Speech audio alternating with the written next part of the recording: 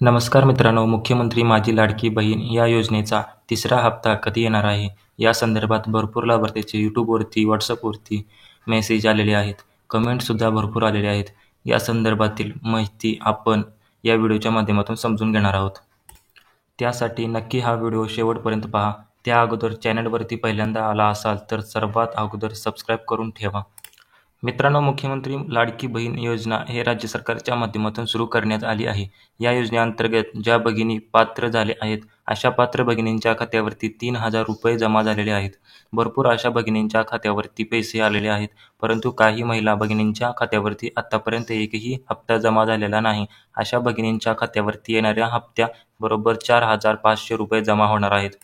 ज्यांना पूर्वी पैसे मिळालेले नाहीत, अर्ज मंजूर झालेला आहे, अशा भगिनींना फक्त ज्या भगिनींच्या खात्यावरती 3,000 रुपये जमा झाले आहेत, अशा भगिनींना फक्त 1,500 रुपये दिले जाणार आहेत. आता हा हप्ता कधी येणार आहे या संदर्भातील माहिती जाणून घेऊयात. 23 ते 24 सप्टेंबरपासून पैसे वाटप करण्यास सुरुवात होणार आहे. तरी मित्रांनो, माझी आपणास विनंती आहे, चॅनलवरती नवीन आला असेल तर चॅनलला सबस्क्राईब करायला विसरू नका. मित्रांनो, हे जे पैसे DBT मार्फत तुमच्या बँक खात्यात जमा केले जात आहे, त्यामुळे तुमच्या आधार कार्डला बँक सीडिंग असणं अत्यंत आवश्यक आहे. आपले आधार कार्ड बँकेला लिंक आहे की नाही हे चेक कसे करायचे याचा व्हिडिओ आपण डिस्क्रिप्शनमध्ये त्याची लिंक दिलेली आहे, ते जाऊन तुम्ही पाहू शकता. हा व्हिडिओ लाडक्या बहिणींकडे शेअर करायला विसरू नका. धन्यवाद.